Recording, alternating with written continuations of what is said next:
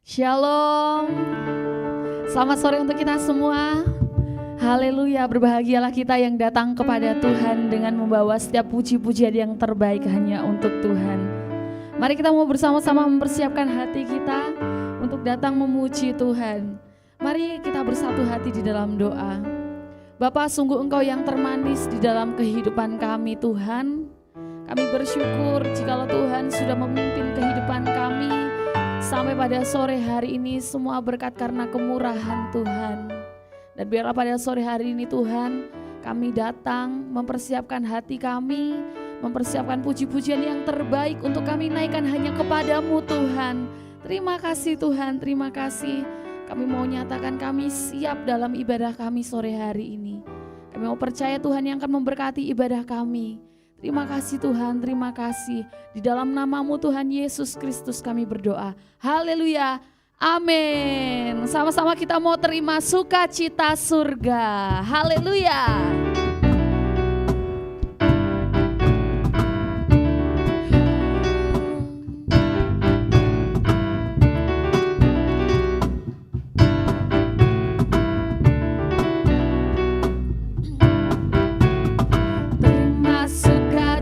Surga, itulah kekuatan bagi jiwa.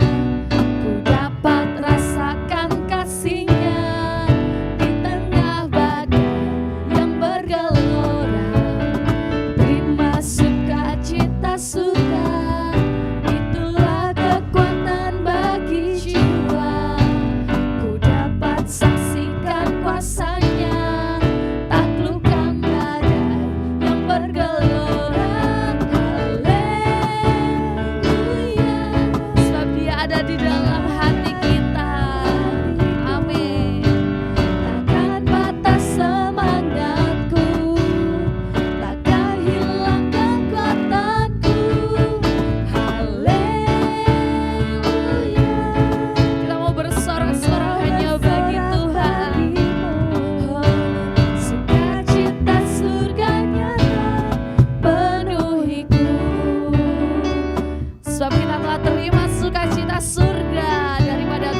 Untuk kita semua, terima sukacita surga, itulah kekuatan bagi jiwa.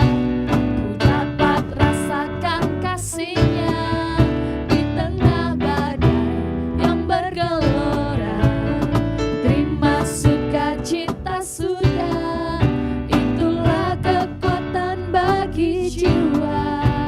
Ku dapat saksikan kuasa-Nya, taklukkan badai yang bergelora.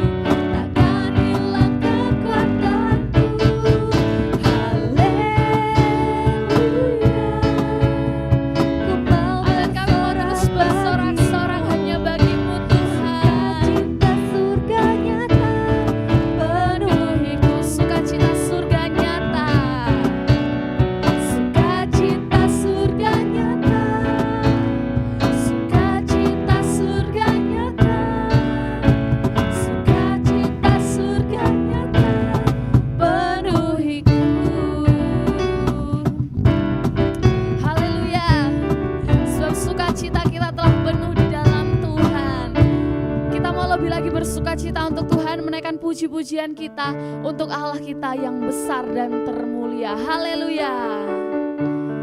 Kau terbesar dan mulia, ajaib semua perbuatanmu. Amin. Kau terbesar dan mulia,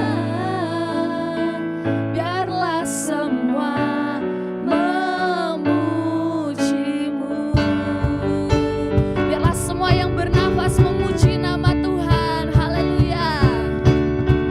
Biarlah segenap hati kita, segenap kekuatan kita memuji, memuliakan nama Tuhan. Segenap hati aku memuji, segenap jiwaku bernyanyi, karena Roh-Mu ada dalamku, Tuhan. Ku angkat tanganku memuji, ku angkat suara dan bernyanyi, karena Roh-Mu ada dalamku, Tuhan. Mari menari memuji, ungkapkan sukacita di hati. Kau terbesar dan mulia, ajaib semua perbuatanmu. Kau terbesar dan mulia. Biarlah semua memuji Tuhan, memujimu. Kita mau sungguh-sungguh memuji Tuhan, sebab Dia Allah yang terbesar dan termulia dalam kehidupan kita. Haleluya. Segenap hati aku memuji, segenap jiwaku bernyanyi, karena Roh-Mu ada dalamku, Tuhan. Kami mau angkat tangan kita Tuhan, amin. Ku angkat suara dan bernyanyi, karena Roh-Mu ada dalamku, Tuhan. Mari menari, ungkapkan sukacita di hati. Kau terbesar dan mulia, ajaib semua perbuatanmu. Sungguh Kau terbesar dan mulia, biarlah semua memujimu. Kau terbesar dan mulia, ajaib semua perbuatanmu. Sungguh ajaib, terbesar dan mulia, biarlah semua memujimu. Sekali lagi, Kau terbesar dan mulia, terbesar dan mulia, ajaib semua perbuatanmu. Sungguh ajaib, dan mulia, biarlah semua memujimu. Biarlah semua memuji Engkau, semua memuji. Amin.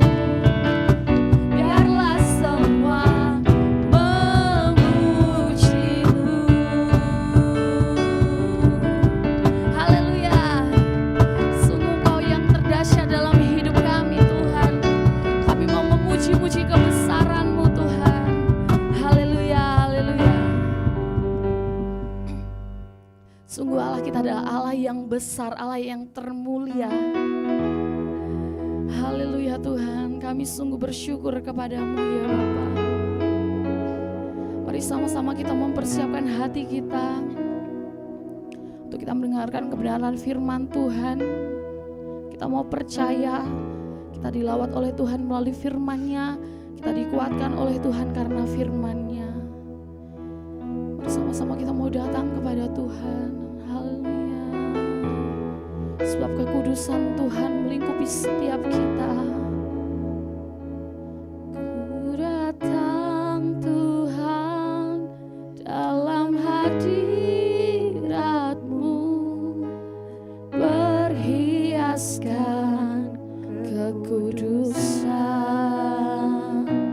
Seluruh surga sujud menyembah-Mu, ku tersungkur dan berseru. Ku datang Tuhan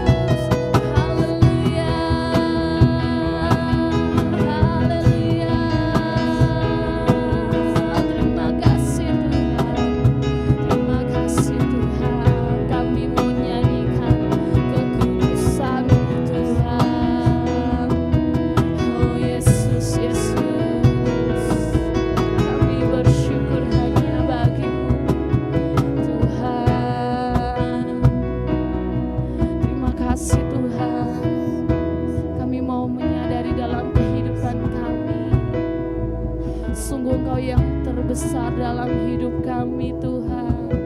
Biarlah kekudusan-Mu melingkupi setiap kami. Terima kasih Tuhan. Oh Yesus, sebab Kau Allah yang layak kami sembah. Biarlah setiap kita memuji kebesaran Tuhan. Biarlah setiap kita menyembah Tuhan, sebab Tuhan itu baik dalam kehidupan kita. Haleluya. Terima kasih Tuhan. Nyanyi kudus, kuduslah Tuhan Allah Maha Kuasa. Nyanyi kudus, kuduslah Tuhan, sebab Kau Allah yang kudus Tuhan. Amin. Sekali lagi nyanyi kudus. Bapa di surga, kami mengucap syukur, berterima kasih kepadamu Tuhan buat perjumpaan kami dengan Engkau pada sore hari ini Tuhan. Kami mengucap syukur buat kasih-Mu, buat penyertaan-Mu sampai detik ini Engkau Bapa masih memelihara hidup kami. Semuanya karena kasih-Mu, semuanya karena kebaikan-Mu Bapa.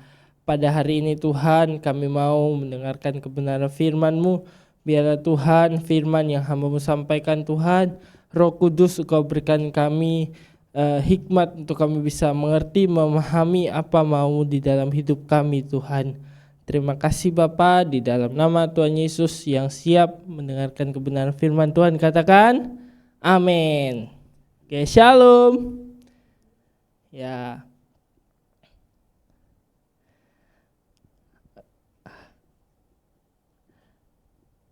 Bapak Ibu Saudara, pada hari ini saya akan sharing bahwa firman Tuhan itu hidup ya Saudara. Firman Tuhan itu hidup ya. Pada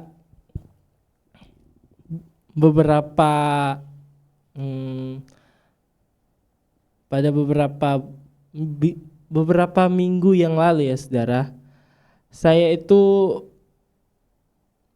Tuhan berbicara dalam hati saya untuk saya lebih mendekatkan lagi kepada Tuhan melalui firman Tuhan di dalam mengenai hati Bapa ya Saudara. Saya belajar itu, saya mulai renungkan apa maunya Tuhan dalam hidup saya.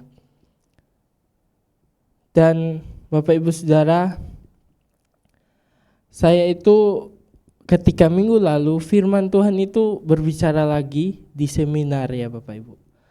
Firman Tuhan itu lagi berbicara dalam hidup saya, bahwa saya mau katakan sekali lagi bahwa firman Tuhan itu hidup. Amin Saudara. Pada hari ini saya mau membawa firman Tuhan dalam Kisah Para Rasul 1 ayat yang ke-6. Ya.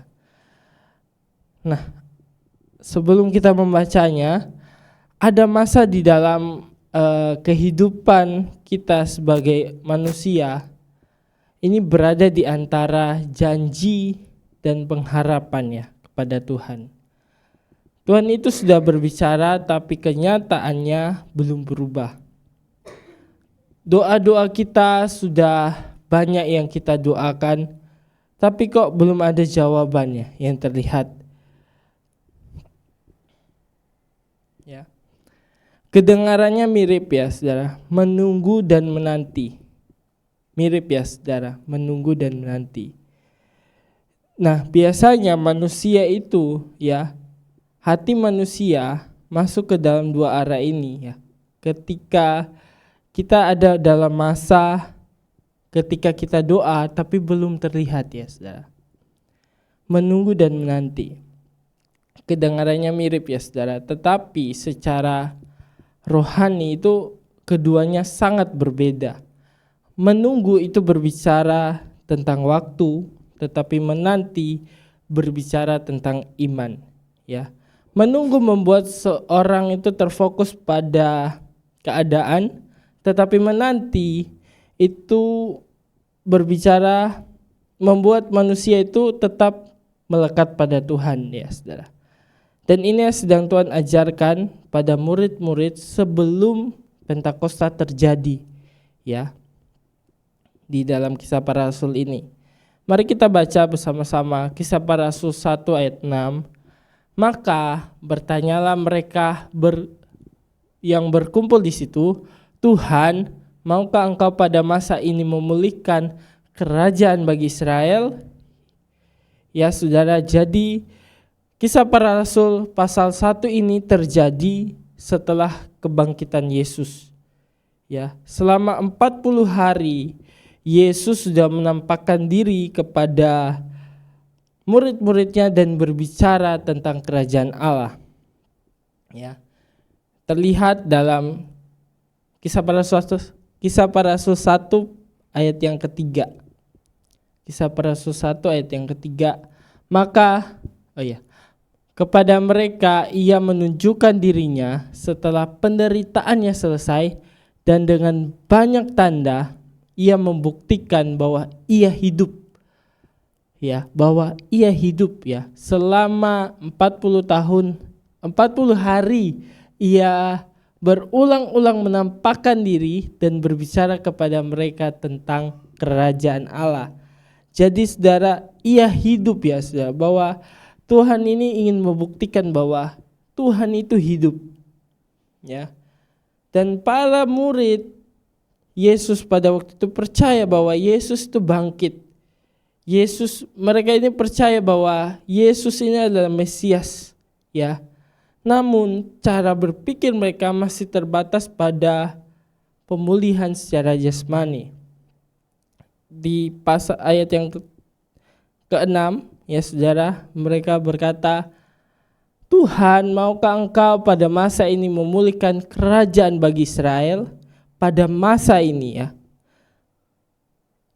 Mereka membayangkan, ya saudara, bahwa Israel itu akan dipulihkan. Penjajahan itu akan dihancurkan, ya. Dan kerajaan Israel akan kembali seperti kejayaannya, ya saudara. Karena itu mereka bertanya, Tuhan, maukah engkau pada masa ini memulihkan kerajaan bagi Israel? Pertanyaan ini memperlihatkan bahwa mereka masih melihat segala sesuatu dari sudut pandang mereka sebagai manusia, ya saudara. Tetapi Tuhan sedang mempersiapkan mereka untuk memahami sesuatu yang lebih dalam, Bapak Ibu Saudara. Bukan hanya tentang kerajaan di dunia ini, tapi tentang hidup yang dipenuhi dengan Roh Kudus. Dan dari sini kita mulai melihat perbedaan antara menunggu dan menanti tadi, ya. Karena itu Bapak Ibu Saudara, menunggu, ya, berpusat pada keadaan. Menunggu itu berpusat pada keadaan. Ketika seorang hanya menunggu, fokus utamanya itu adalah keadaan, ya. Pikirannya itu penuh pertanyaannya, kapan ya berubah? Kapan ya masalah ini berubah? Kapan selesainya ya pergumulanku? Kapan selesainya ya? Kok nggak selesai-selesai gitu? Kapan Tuhan itu bertindak atas hidupku, atas problemku, atas persoalanku, ya? Karena pusatnya itu adalah keadaan, maka hati kita mudah menjadi lelah, Bapak Ibu Saudara. Saya juga beberapa hari ini sedang merenungkan firman Tuhan ini bahwa ternyata yang membuat saya lelah beberapa hari itu ini, ya saudara. Saya tuh selalu memikirkan kapan ya selesai gitu loh. Kapan ya Tuhan itu bertindak atas hidupku. Tapi saudara, orang yang hanya menunggu, ya, akan sangat dipengaruhi oleh apa yang ia lihat. ketika keadaan membaik itu ia tenang. Tapi ketika keadaan itu mulai belum berubah, ya, hatinya tuh mulai gelisah. Ya. Ini yang terlihat pada para murid di dalam kisah 1 ayat 6 ini, Saudara. Maukah engkau pada masa ini, kalimat pada masa ini ya Saudara, pada masa ini saya garis bawahi, pada masa ini menunjukkan bahwa mereka sedang memikirkan waktu menurut apa yang mereka pikirkan itu, ya Saudara. Mereka ingin Tuhan segera bertindak, mereka ingin keadaan itu segera berubah, ya, dengan Tuhan gitu. Mereka ingin Tuhan itu segera merubah masalah mereka. Dan sebenarnya Bapak Ibu Saudara, inilah kecenderungan hati manusia ya Bapak Ibu Saudara. Kita sebagai manusia mungkin lebih mudah terfokus pada jawaban doa, lebih mudah terfokus pada perubahan keadaan, lebih mudah terfokus pada pemulihan yang terlihat secara mata ya Saudara. Tetapi ketika perhatian hanya tertuju pada keadaan, iman itu ya perlahan-lahan menjadi lemah. Dan saya menyadari itu ya Bapak Ibu Saudara. Bangsa Israel juga pernah mengalami ini ya di padang gurun. Mereka itu melihat perjalanan yang panjang ya. Mereka melihat kesusahan mereka melihat kesulitan mereka, dan hati mereka ini penuh dengan sungut-sungut. Mengapa Saudara? Karena mata mereka hanya tertuju pada keadaan daripada melihat Tuhan yang mereka pimpin, Tuhan yang memimpin mereka ya.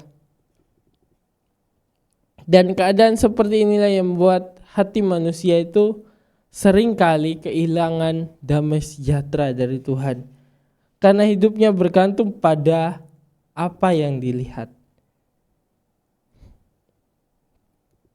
Namun Bapak Ibu Saudara, Tuhan itu tidak mau membiarkan murid-muridnya tinggal dalam cara berpikir seperti itu.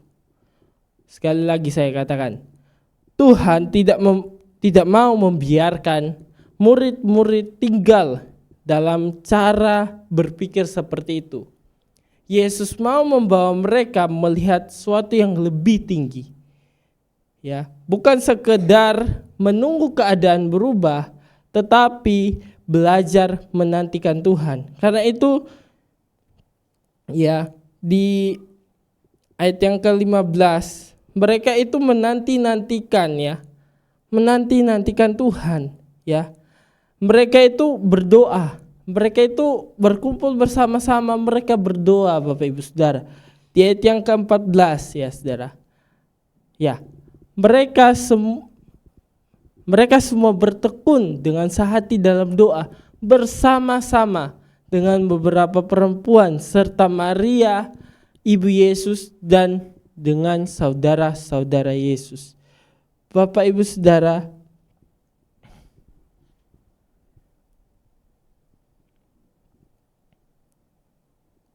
saya belajar Bapak Ibu Saudara, kehidupan kita yang dewasa tidak dibangun di atas keadaan yang selalu baik, melainkan di atas hati yang mau tetap percaya pada Tuhan.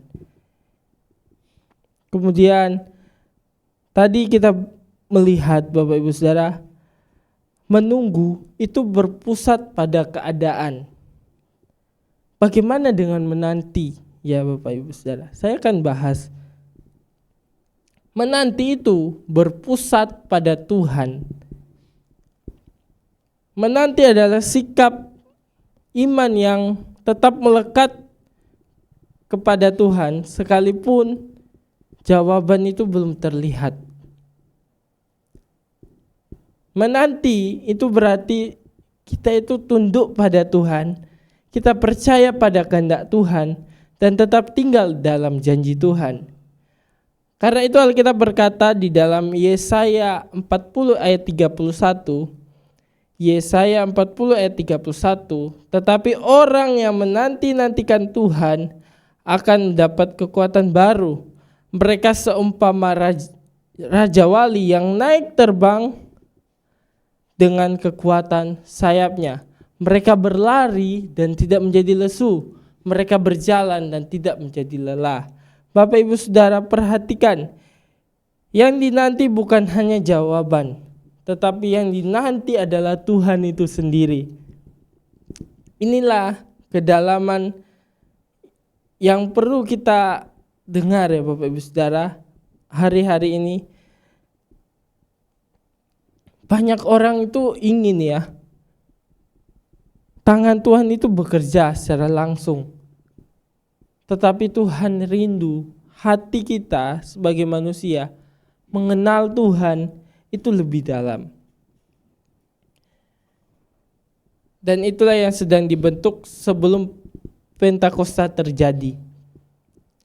Yesus berkata di dalam Kisah Para Rasul 1 ayat 4. Kisah Para Rasul 1 ayat 4, pada suatu hari ketika ia makan bersama-sama dengan mereka, ia melarang mereka meninggalkan Yerusalem dan menyuruh mereka tinggal di situ, menantikan janji Bapa.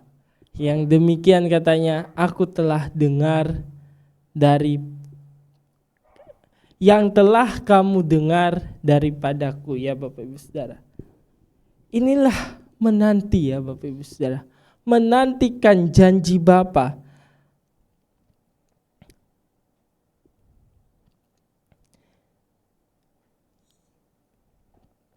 Yesus tidak memberi tanggal ya Bapak Ibu Saudara. Yesus itu tidak memberi kepastian waktu dalam jawabannya. Tetapi Yesus itu memberi janji. Amin Bapak Ibu Saudara. Yesus itu memberi janji. Karena itu Bapak Ibu Saudara, para murid Yesus memilih untuk tetap tinggal di dalam Tuhan. Di dalam Kisah Para Rasul 1 ayat 14, ya. Di dalam Kisah Para Rasul 1 ayat 14, mereka semua bertekun dengan sehati di dalam doa bersama-sama. Inilah menanti Bapak Ibu Saudara. Mereka tidak sibuk mengejar kepastian waktu. Mereka tetap menjaga ya hati untuk tetap melekat kepada Tuhan. Karena orang yang menanti Tuhan itu memahami bahwa Tuhan tetap bekerja sekalipun ya mata ini belum melihat hasilnya. Dan di ruang penantian itulah Tuhan mau membentuk hati mereka Bapak Ibu Saudara. Saya mau masuk ke ilustrasi ya Bapak Ibu Saudara berkaitan dengan ini. Ada seorang peternak ya menemukan sebuah telur, peternak ayam ya Bapak Ibu Saudara, menemukan sebuah telur di dekat pohon ya, di pohon dekat rumahnya. Kemudian dia membawa telur itu pulang dan menjaganya. Ya, bersama-sama telur ayam yang lain sampai menetas ya. Ketika itu telur itu menetas, ternyata yang keluar itu adalah seekor burung elang.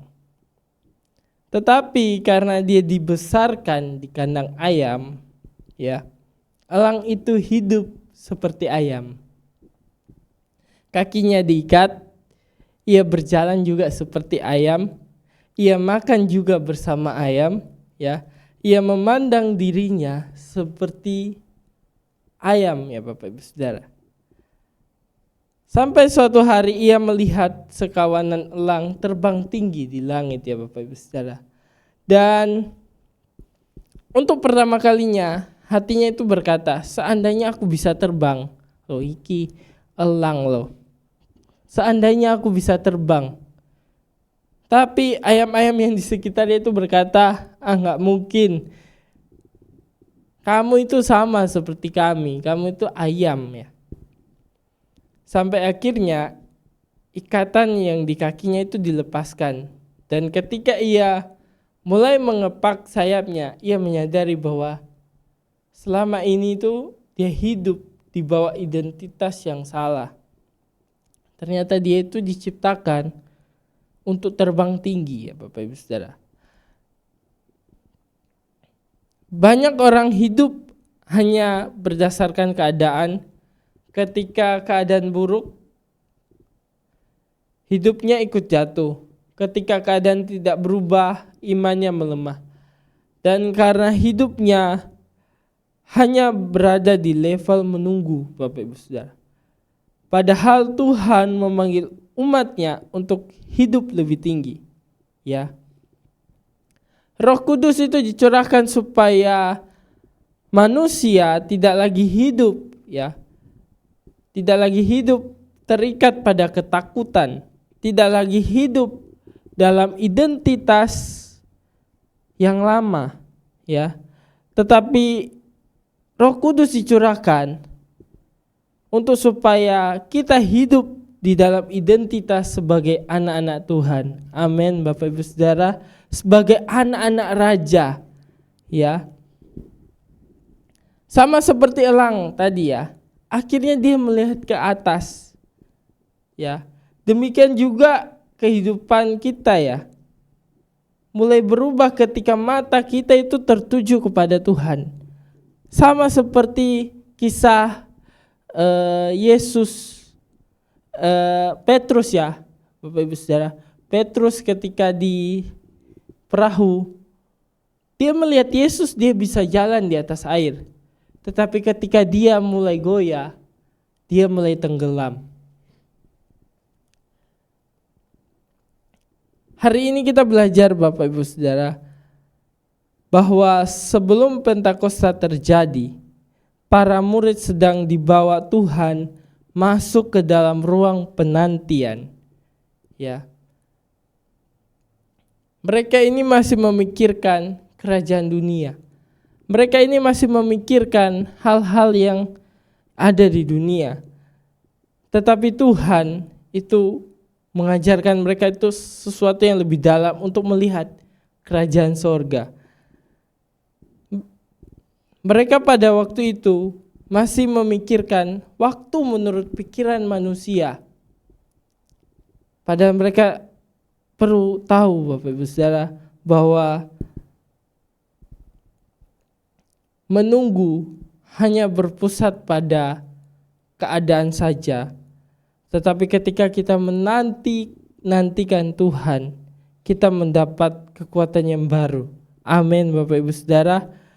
Dan ketika hati tetap tinggal di dalam Tuhan, iman kita mulai dikuatkan. Cara pandang kita mulai diubahkan Tuhan. Dan kehidupan dipersiapkan untuk dipakai Tuhan lebih lagi Bapak Ibu Saudara. Murid-murid Yesus ini akhirnya jadi berani untuk memberitakan kebenaran firman Tuhan. Karena kenapa? Sebelumnya mereka malu. Mereka itu malu Bapak Ibu Saudara. Tetapi ketika mereka menerima Roh Kudus di dalam hidupnya, ya, mereka memberitakan Injil.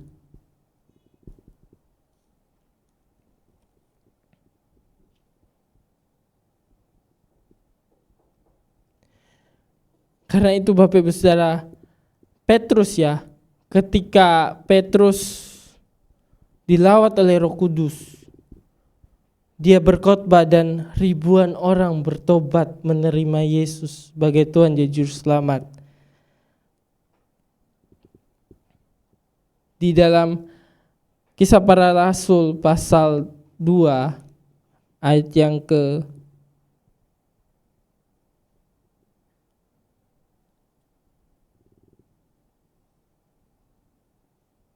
5 ayat yang ke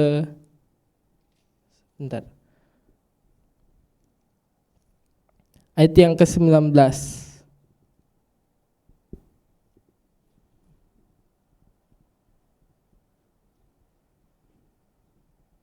Ayat yang ke-38 ya Bapak Ibu Saudara.